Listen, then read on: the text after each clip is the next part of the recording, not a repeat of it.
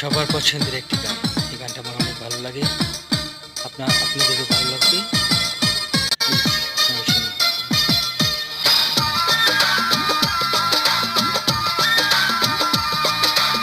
মাটির ছবি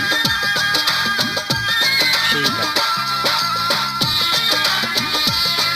এই গান এখনো কি বলে?